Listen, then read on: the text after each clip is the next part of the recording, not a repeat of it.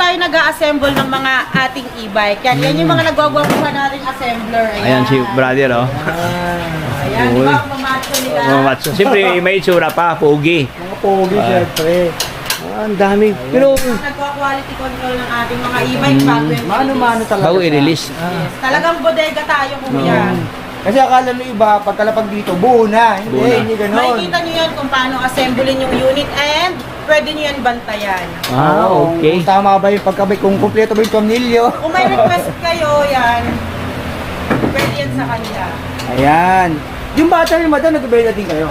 Oo naman, nagbebenta kami ng battery. Pero syempre, mas inuuna namin yung nakapag-avail sa amin.